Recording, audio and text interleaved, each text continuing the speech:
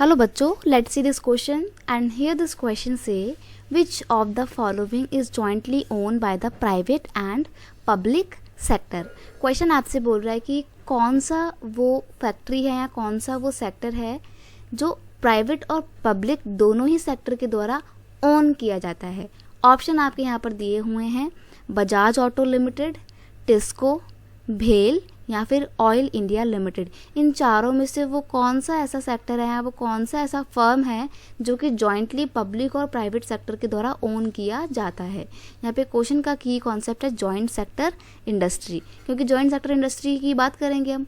होती क्या है जॉइंट सेक्टर इंडस्ट्री वो भी जान लीजिए पहले आप।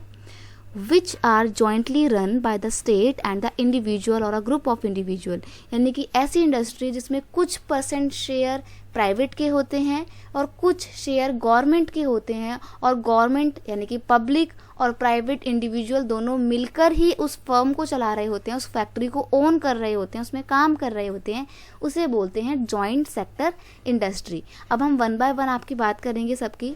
बजाज ऑटो लिमिटेड की बात करें तो ये तो कम्प्लीटली क्या है, प्राइवेट सेक्टर है। टिस्को की बात करेंगे तो ये भी प्राइवेट है, लेकिन जो आपका भेल है, भेल का फुल फॉर्म क्या है, भारत हैवी इलेक्ट्रिक लिमिटेड। मैं लिख देती हूँ यहाँ पे, भारत हैवी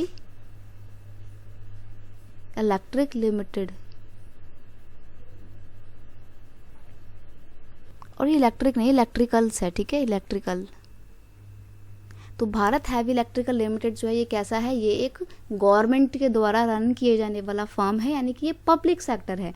तो यहाँ पर बचा आपका option D, oil India limited. तो ये ऑयल इंडिया लिमिटेड एक जॉइंट सेक्टर इंडस्ट्री का एग्जाम्पल है। अब देखो, on the basis of ownership we divide the industry on 4 parts.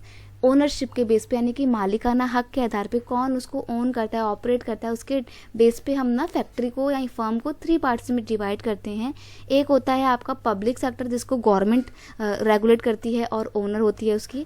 Private में आपका इंडिविजुअल ग्रुप इसको रेगुलेट करते हैं, मेंटेन करते हैं।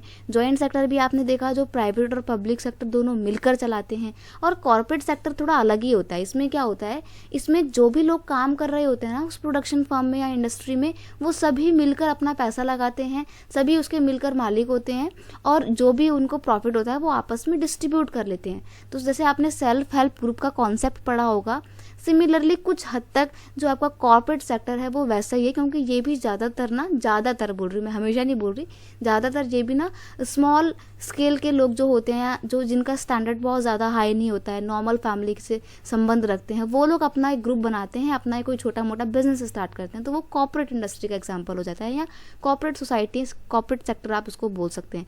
अमूल का नाम सुना होगा, अमूल मिल्क प्रोडक्शन जो करता है गुजरात का, वो एक कॉर्पोरेट सेक्टर इंडस्ट्री है। सो यहाँ पर आपका जो ऑयल इंडिया लिमिटेड है ये एक जॉइंट सेक्टर इंडस्ट्री है। So your final answer is option D, oil India limited. I hope you understood it well. Best of luck.